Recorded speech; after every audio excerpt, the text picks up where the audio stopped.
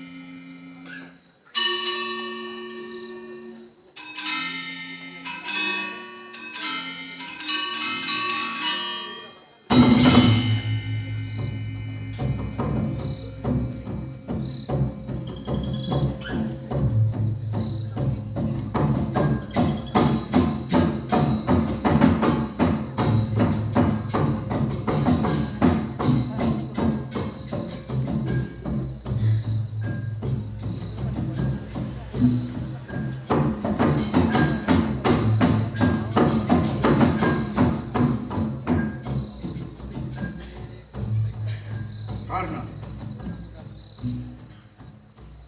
selamat malam, selamat datang Karna. Aku memanggilmu malam ini untuk sekali lagi mengatakan bahwa aku cenderung memilihmu menjadi Maha Senopati, menggantikan kakek Bisma, bukan Guru Drona. Maaf Tuan, sekali lagi hamba sampaikan, pilihan Tuanku keliru. Guru Dronalah yang tertua di antara kita. Dan dengan sendirinya, beliaulah yang paling pantas menggantikan kedudukan dari kakek Bisma. Guru Drona tidak ada bedanya dengan kakek Bisma. Beliau pasti juga akan tewas, karena sesungguhnya beliau bertempur setengah hati. Hamba kira pada saatnya pun hamba juga akan hancur. Karena kenapa tiba-tiba kau bicara seperti itu, Karna? Apakah dengan kematian kakek Bisma membuat hatimu menjadi kecut menghadapi Pandawa? Tidak, Tuan. Hamba tidak pernah kecut ataupun ngeri menghadapi siapapun. Penolakan hamba ini hanyalah demi rasa hormat hamba kepada Guru Drona. Hamba tidak pantas melampauinya. Karena tentang hal itu aku sangat mengerti. Tetapi aku tetap memilihmu. Karena kau punya semangat tinggi. Semangat inilah yang dibutuhkan oleh para prajuritku yang hancur kehilangan kepercayaan. Sedangkan Guru Drona paling-paling bertempur hanya untuk dipecundangi musuh. Apapun alasannya, hamba tetap pada pendirian. Lantiklah Guru Drona sebagai Maha Senopati kita. Percayalah Tuan, hamba akan selalu mendampingi Tuan sampai Guru Drona benar-benar gugur. Apakah keikhlasan hamba ini belum cukup meyakinkan Tuan atas pengabdian hamba? Karena sebenarnya aku kecewa dengan pendapatmu ini. Tetapi sebentar lagi adikku Dursasana akan datang kemari. Mengapa Tuan memanggil adik Tuanku Dursasana? Aku ingin meminta pendapatnya tentang siapakah yang pantas kita angkat menjadi Maha Senopati besok pagi. Tuanku, telah hamba katakan dengan tegas, tidak ada pilihan lain selain mengangkat Drona. Mengapa Tuanku bertimbang?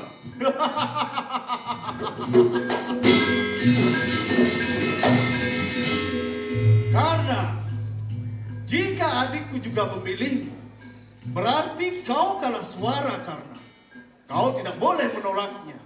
Dan yang terpenting, kau jangan mengecewakan orang-orang yang mendambakan tenagamu. Tidak, Tuan. Sekali hamba katakan tidak, itulah keputusan hamba yang terakhir. Karena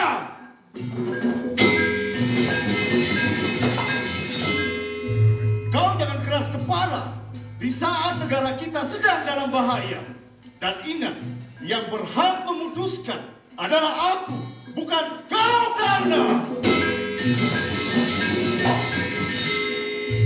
memang Tuan pula yang memiliki kuasa terhadap diri hamba. Tuan pun berhak memerintahkan hamba untuk bertempur sebagai balas budi baik Tuan kepada hamba. Tapi apa yang akan terjadi di medan Kuru, hambalah yang lebih tahu dan hambalah yang memutuskan, bukan Tuan. apa maksudmu? Bagaimana perasaan Tuan ketika hamba pergi berperang seperti tekad kakek Bisma? Tidak bisa. Kau harus bertempur dan memenangkan perang. Keharusan untuk memenangkan perang inilah yang tidak bisa Tuan paksakan di atas pundak hamba.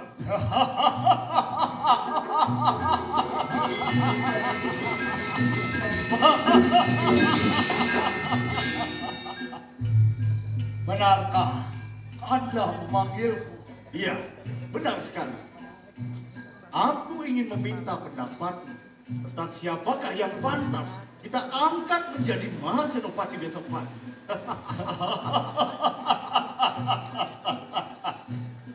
Sebenarnya hal ini tidak perlu aku sampaikan lagi, Kanda. Bukankah sejak semula sebelum kakek Bisma dilantik, aku tidak ada pilihan lain lagi kecuali kepada Adipati Karna. Kesaktiannya luar biasa, pengabdiannya tidak perlu diragukan lagi, dan yang paling penting, semangatnya sangat tinggi, Kanda. Karena apakah kau dengar itu? Bagus, bagus adikku. Ayo, lanjutkan lagi.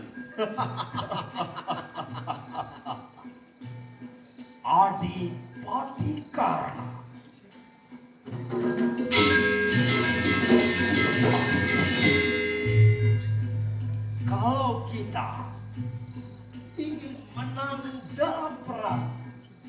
Janganlah meniti kepada tradisi dulu. Apakah artinya usia tua jika diragukan kesetiaannya? Oleh karena itu harus segera diganti dengan memilih kesatria yang lebih muda, orang sepertimu, karena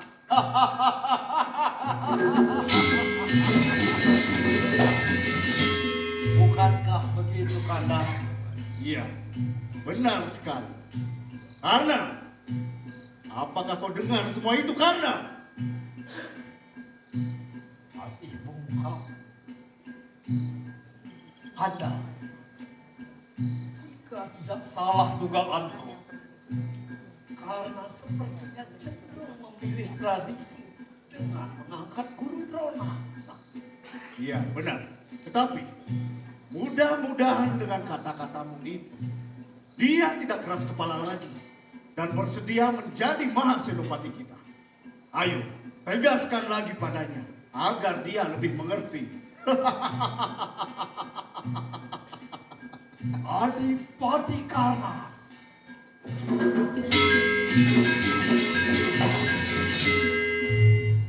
aku dan saudaraku tidak pernah mengecilkan keagungan Guru Drona.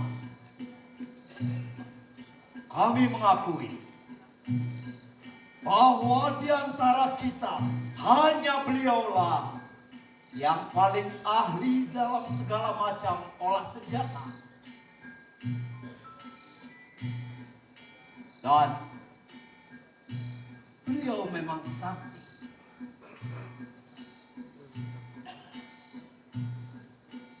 Tapi bukan berarti tak terkalahkan.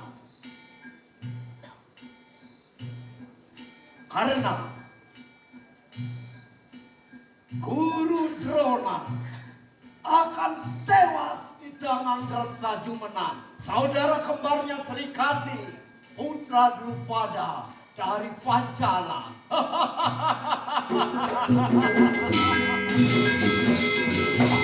Bukankah begitu, Kanda? Iya, benar sekali adikku. Karena, apakah kau menghendaki agar kata-kata adikku lebih meyakinkan? Baiklah, akan kuceritakan semuanya padamu tentang kisah dari Guru Drona. Dengarkan baik-baik. Beginilah ceritanya.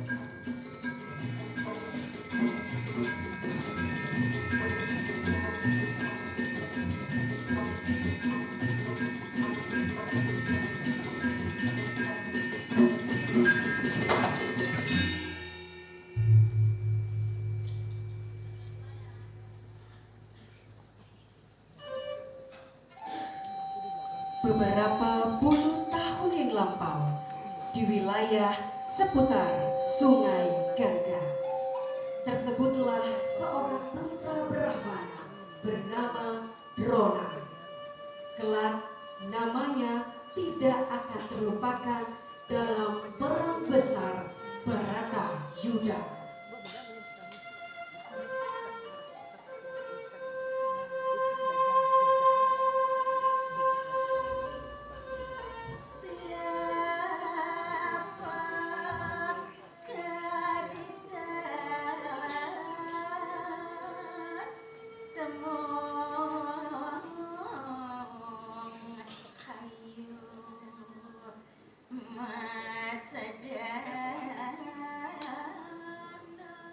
Bibi, lihatlah bunga-bunga di taman ini. Sungguh indah dan berwarna-warni. Benar, Ratu Ayu. Lihatlah, bunga telah bermekaran. Wanginya sungguh semerbak, Ratu Ayu. Benar kan? Ratu Ayu, hamba akan memberikan bunga sangat indah. Ratu Ayu, kau baik sekali. Carikanlah untuk Ratu Ayu.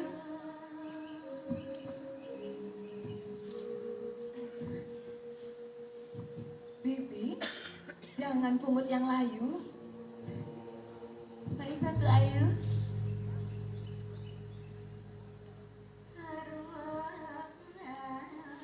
Ratu Ayu, jika hamba memetik bunga yang merah ini, bagaimana?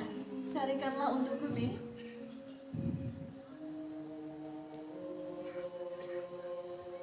Ratu Ayu, bunga yang merah ini sangat cocok untuk Ratu Ayu. Cantiknya. Ratu Ayu, hamba memang cantik. Bunganya, Bibi. Ya, Ratu Ayu, hamba kira hamba yang cantik. Iya, kamu juga cantik seperti bunga itu. Ayo kita cari bunga yang lain. Ratu Ayu, lihatlah, ada kupu-kupu. Mereka berterbangan ke sana kemari, Bibi. Mari kita kejar Ratu Ayu. Ayo kita ke sana, Bibi. Ah. Lihatlah yang warna kuning itu, Bibi.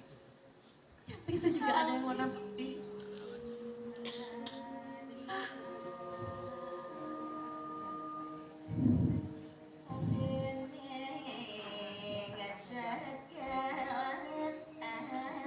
Kanda Drona, tiba-tiba saja Kanda menghampiriku ke taman.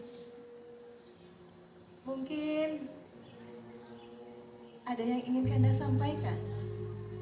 Iya, sesungguhnya sejak beberapa hari yang lalu, aku ingin menyampaikan sesuatu kepadamu, Dinda. Ah ya, katakanlah Kanda. Dinda Dewi Krepi.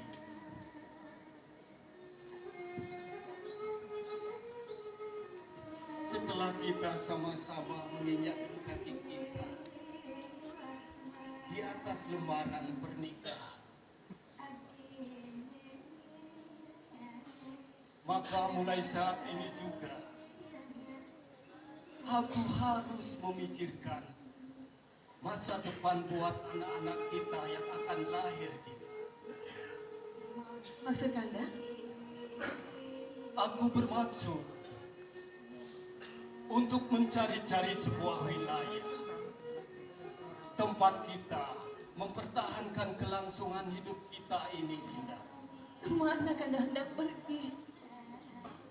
Lagi pula, kapankah aku pernah menuntut harta kekayaan selain kebahagiaan? Jika kita ingin hidup hingga 7 turunan, daerah ini masih bisa memberikan kehidupan. Dinda, kita tidak bisa meramal tentang kehidupan buat 7 turunan.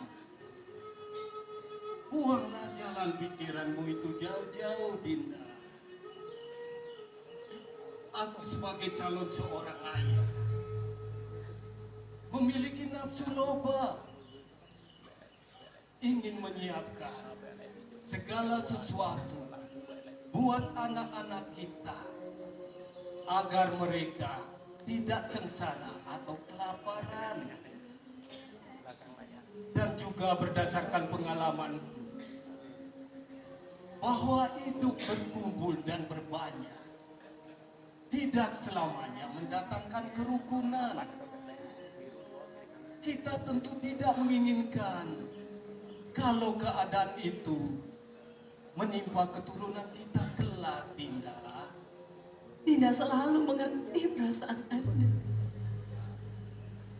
Tapi Kanda tidak pernah mengerti perasaan Dinda. Baju pengantin yang Dinda kenakan ini masih belum tampak layak. Kanda hendak pergi entah kemana dan dalam jangka waktu berapa lama. Dinda kesepian. Aku pun kesepian, Dinda. Namun aku harus berusaha berpisah pada saat kita saling merindu. Perpisahan begini sangat sulit, Dinda. Namun, marilah kita hadapi demi sukses yang lain, demi wilayah yang Kanda idam-idamkan, Dinda.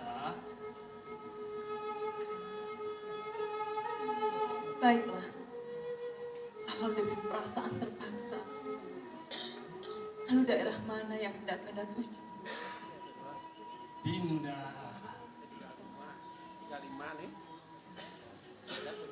Kanda mendengar berita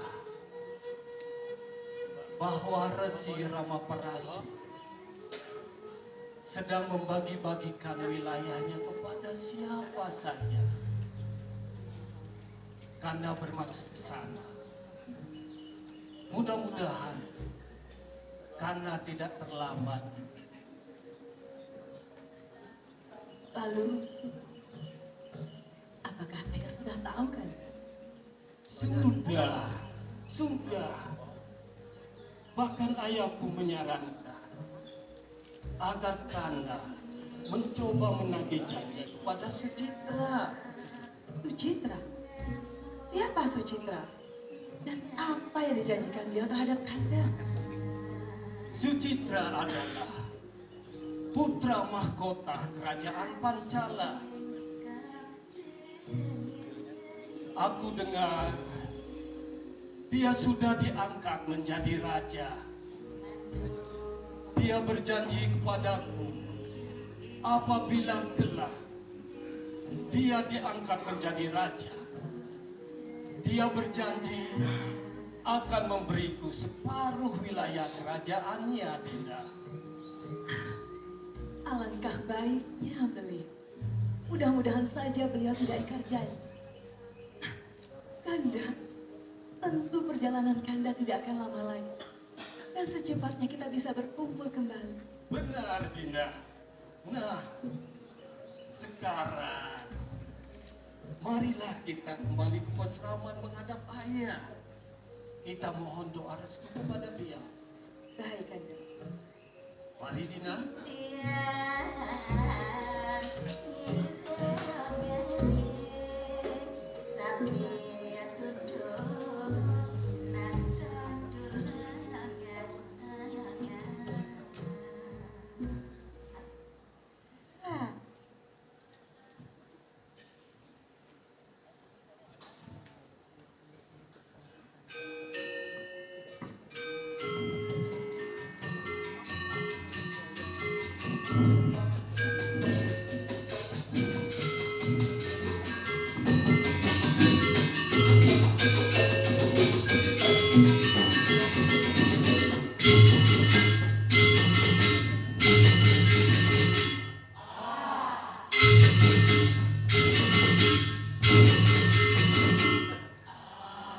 Bibi, apa yang sedang kau lakukan di sini? Anu Ratu Ayu, hamba sedang berolahraga itu. Masalahnya minggu lama, aduh, sering semutan Ratu Ayu. Oh, pastilah. Itu tandanya. Kau sedang memikirkan seorang laki-laki atau seorang kekasih? Aduh, Ratu Ayu, sungguh tidak Ratu Ayu, sungguh. Namun, anu Ratu Ayu, Anu apa? kadang-kadang Tidak boleh. Kau masih belum cukup umur di usiamu saat ini. Harusnya kau itu belajar dan terus belajar di pesraman ini agar kau pintar. Jika sudah tiba waktunya nanti, barulah kau boleh memikirkan hal itu. Kau paham? Ikut Baik, dengan Ratu Ayu.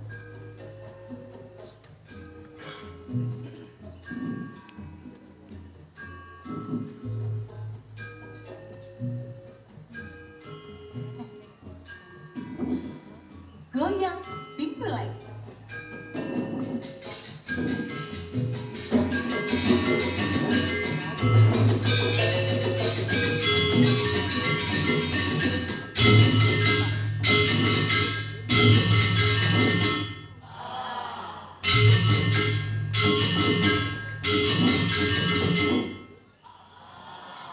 Bibi, ini waktunya belajar. Kemana saja? Kamu lama sekali. Cepat, Bibi. Baik, Ratu Ayu.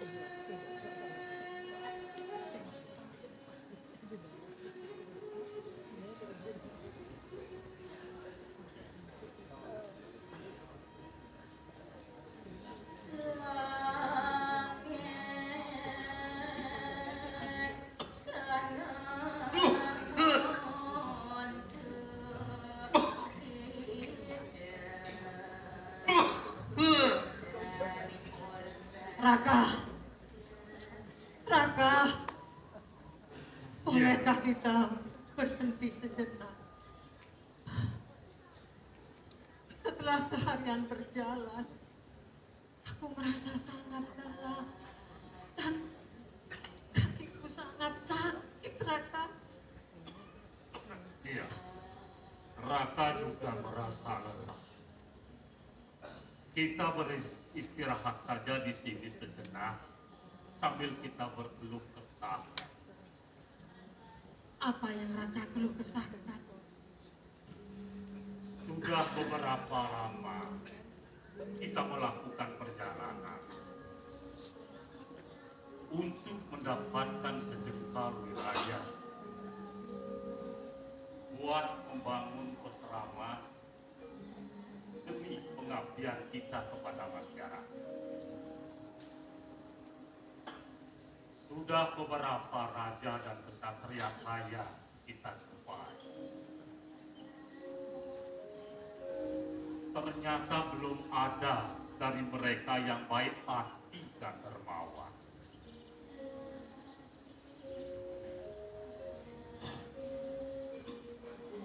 Sungguh sulit menemukan. Sesulit menemukan sebatang jarum di dalam tumpukan jerami.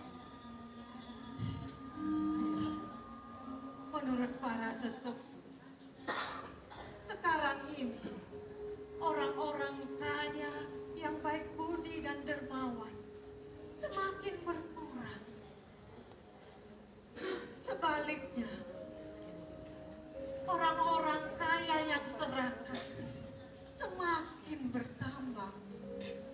Benarkah begitu, Raka? Kenyataannya memang demikian. Lantas, sampai kapan keadaan ini akan terus berlangsung? Aku juga tidak tahu pasti, Rai.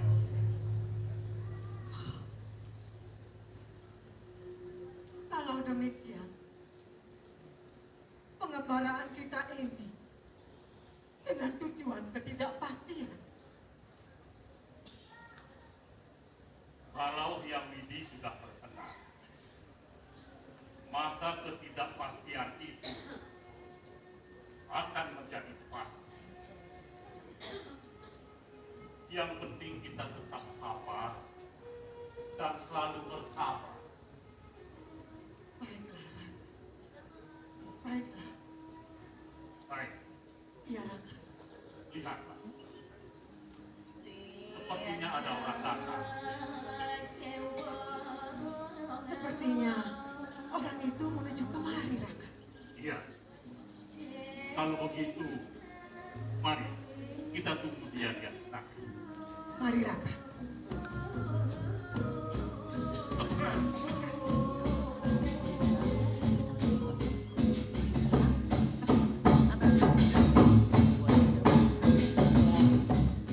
Swastiastu. Om Swastiastu. Om Swastiastu.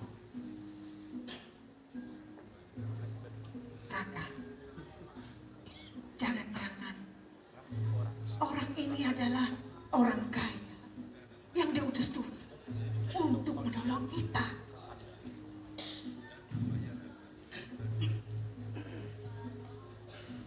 Kalau dilihat dari pakaiannya,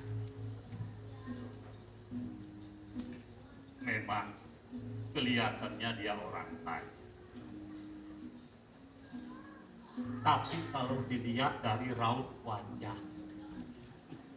dia tidak beda dengan kita. Maksud Raka, Kira-kira nasibnya sama dengan kita. Raka ini bisa saja. Bagaimana kalau kita tanyakan saja langsung, Raka? Baik. Nana. Nama Nana siapa dan Nana mau kemana? Namaku Drona. Aku dalam perjalanan untuk mendapatkan sebuah wilayah. Kalau begitu kita bernasib sama. Sama-sama sedang mencari wilayah. Kami sudah bertemu dengan beberapa raja dan kesatria kaya.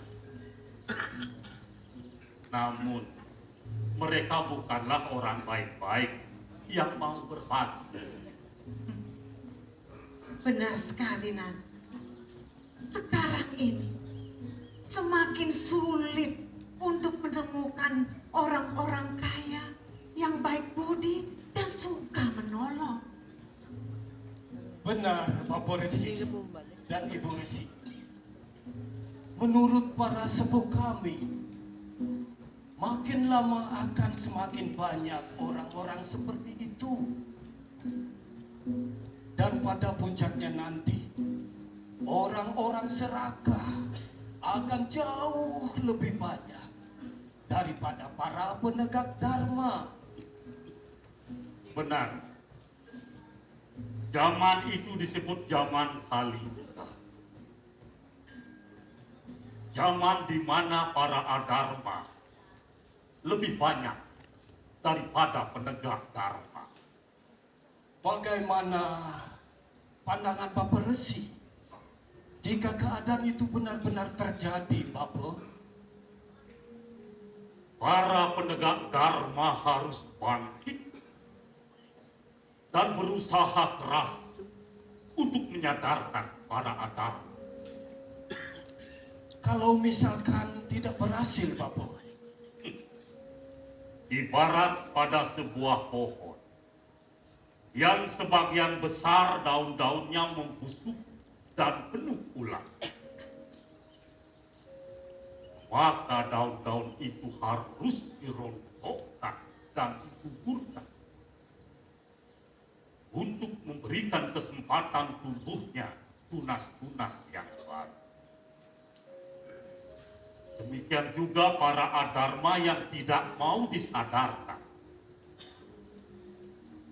harus dikuburkan dan dirontokkan demi lahirnya sentana-sentana baru yang baik budi, yang ulas asih, yang suka berbagi, dan yang ingin menegakkan dharma. Kalau tidak demikian, maka alam ini akan rusak. Kenapa bisa demikian, Bapak Resi? Untuk menjaga agar alam ini tetap lestari, hutan-hutan tumbuh subur, danau dan sungai terjaga, dan perut bumi tidak terkuras. Ini menjadi tanggung jawab manusia. Manusia adalah makhluk istimewa. Mereka tidak hanya menjaga Buana Alit, mereka juga menjaga Buana Alit, menjaga diri dan sesamanya sebagai Buana Alit.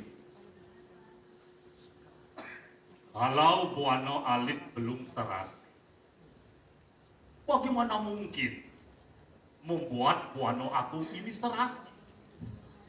Benar sekali, Nan. Ibarat seorang pengobat. Bagaimana mungkin dia bisa menyembuhkan orang yang sakit jika dia sendiri tidak sehat? Benar sekali, Bapak Resi dan Ibu Resi. Aku sangat berterima kasih karena telah mendapatkan petuah-petuah berguna dari Bapak Resi dan Ibu Resi.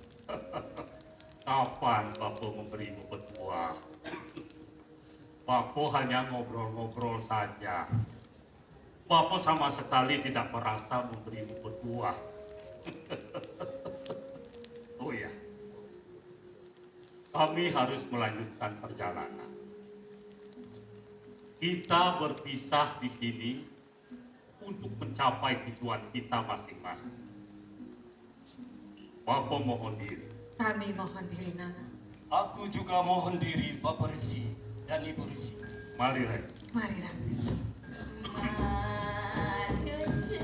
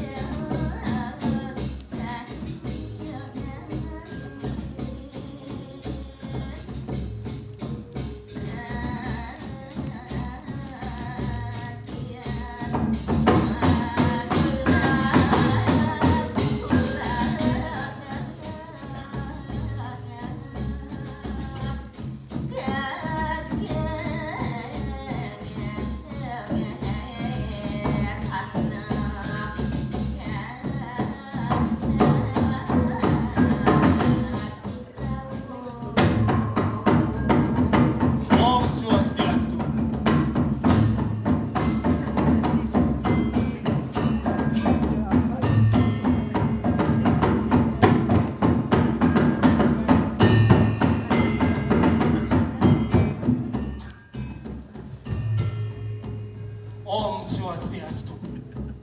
Mohon ampun dan mohon maaf Resi Ramaprasu yang agung, karena hamba berani menghadang perjalanan tuanku. Nanak ini siapa? Nama hamba Drona, putra Resi Baradwaja. Kami tinggal di Pesraman, dekat hulu Sungai Gangga, tuanku. Oh, jadi Nanak adalah putra dari Resi Baradwaja? Benar, tuanku. Iya, aku teringat. Ayahmu itu adalah teman sepermainanku waktu remaja. Tapi sudah bertahun-tahun belakangan ini kami tidak saling bertemu. Bagaimana keadaan ayahmu sekarang? Astokara, sampai saat ini keadaan beliau baik-baik saja, tuanku. Iya, syukurlah. Lantas, untuk maksud apa Nanak menghadang perjalananku? Maaf, tuanku. Hamba bermaksud untuk menyampaikan sebuah permintaan. Sebuah permintaan? Benar, tuanku. Katakanlah. Hamba mendengar berita bahwa saat ini Tuan sedang membagi-bagikan wilayah yang Tuan miliki kepada siapa saja yang membutuhkannya, tuanku. Oh, jadi Nanak juga memerlukan wilayah dariku? Benar sekali, tuanku. Baiklah, sebelum aku menjawab permintaanmu itu, aku ingin menceritakan sesuatu. Maukah atau dapat waktukah kau untuk mendengarkan ceritaku? Tentu, tuanku. Dengan senang hati, hamba akan mendengarkannya, tuanku. Duduklah. Baik, tuanku. Berawal dari sebuah peristiwa yang terjadi di Pasramanku. Saat itu aku kebetulan tidak ada di Pasraman.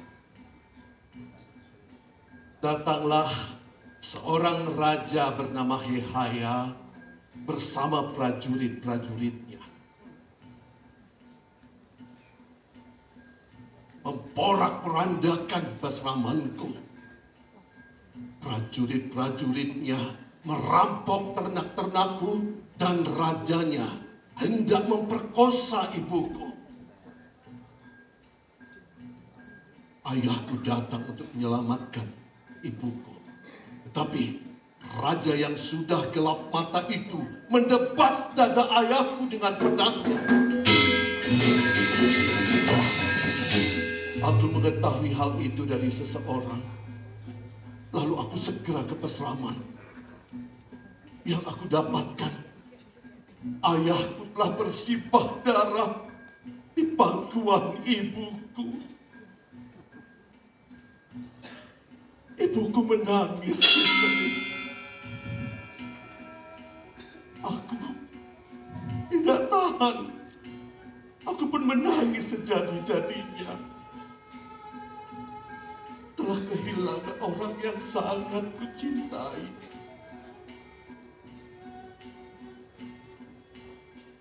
Akhirnya, aku sangat murka, benci dan dendam. Lalu aku pun bersumpah tidak saja akan membunuh Raja Hehaya yang tidak berperi kemanusiaan itu, tetapi juga akan membunuh semua raja dan kesatria. Karena mereka semua aku anggap mempunyai sifat jahat, kotor dan busuk. Lalu dari sejak itulah aku masuk keluar Jerobuta, membunuh setiap raja dan kesatria yang aku temui. Dan sampai saat ini Aku telah membunuh 40 raja dan kesatria. Dan korbanku yang terakhir adalah Raja Hehaya. Raja yang telah menewaskan ayahku.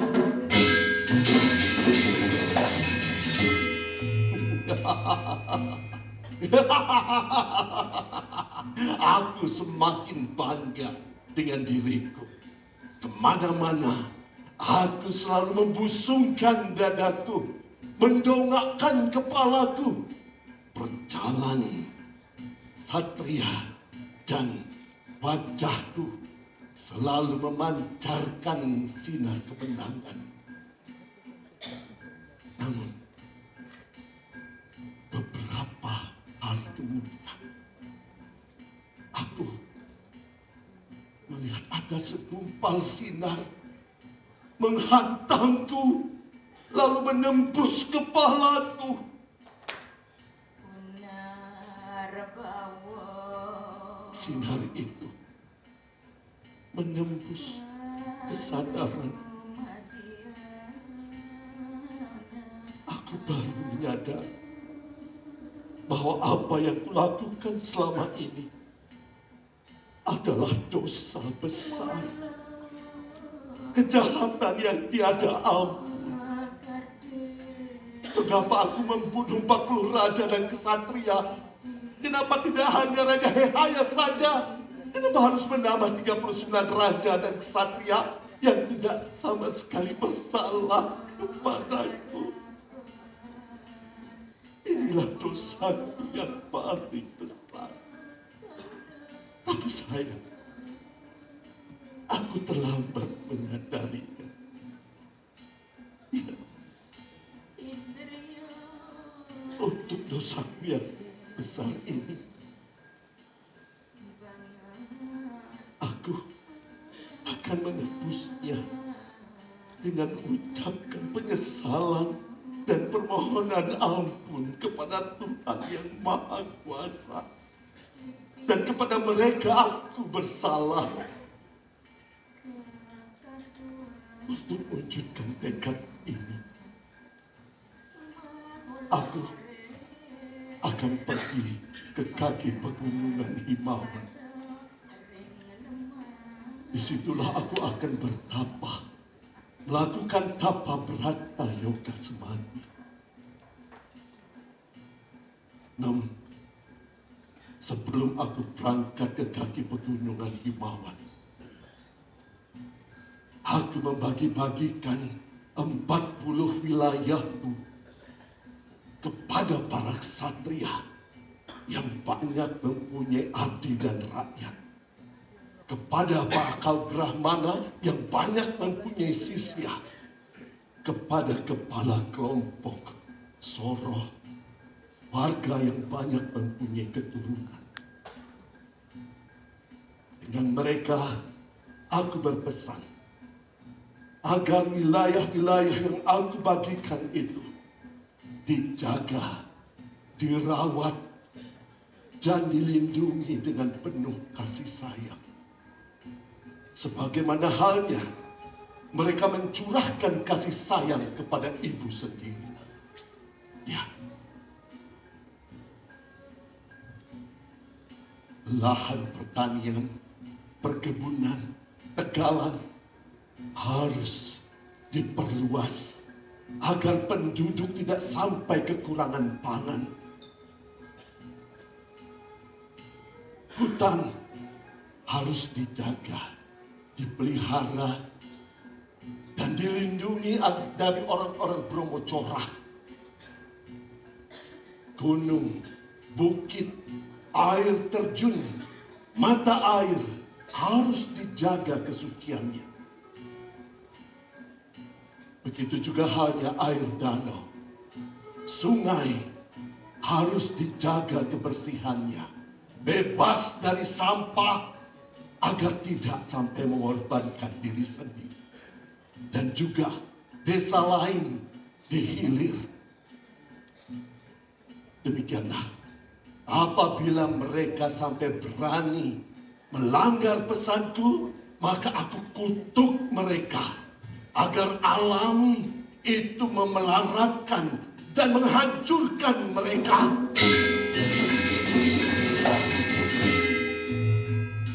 Demikianlah cerita. Sekarang baru aku akan menjawab permintaan. Sebagaimana ceritaku tadi, kekayaanku telah habis kubagi-bagikan. Tak sejengkal tanah pun tersisa. Ini artinya kau tidak akan mendapatkan sejengkal tanah pun dariku. Nah, sebelum kita berpisah, aku menawarkan sesuatu padamu. Nana Trona, bangkitlah. Hamba tuanku, baik tuanku.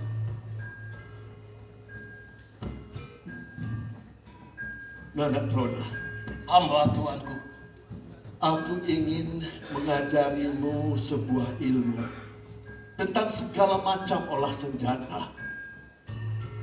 Apabila kau berhasil menguasai ilmu itu, maka nilainya jauh lebih tinggi daripada nilai-nilai wilayah yang telah aku bagikan. Apabila kau berhasil menguasai ilmu itu, maka kau akan menjadi guru. Dan dengan menjadi guru, maka kau akan dapat hidup bersama keluargamu dalam waktu yang tidak terbatas. Apabila kau menyetujui penawaranku ini, mari ikuti aku. Baik tuanku.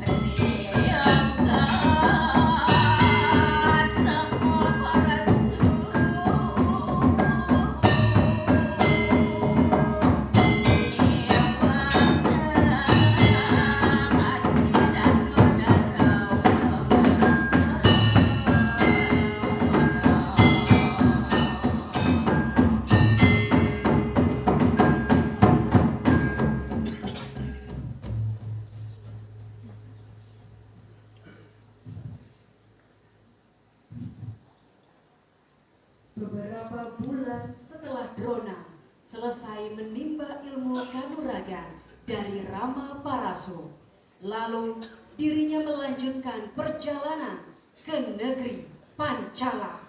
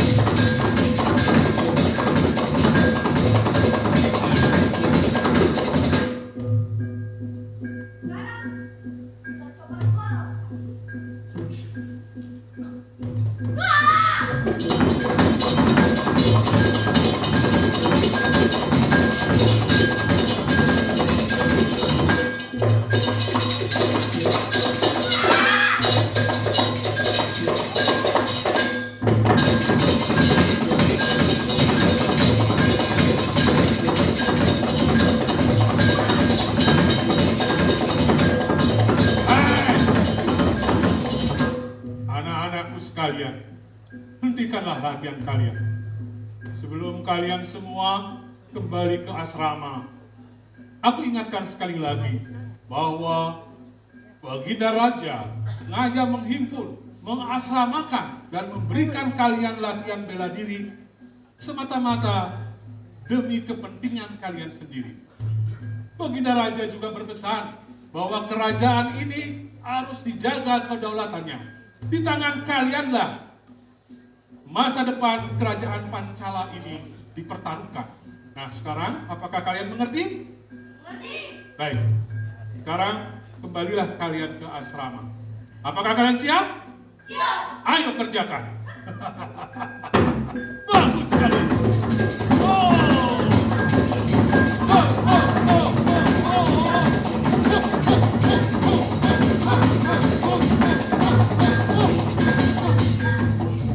Wih, luar biasa sekali. Anak-anak diasramakan.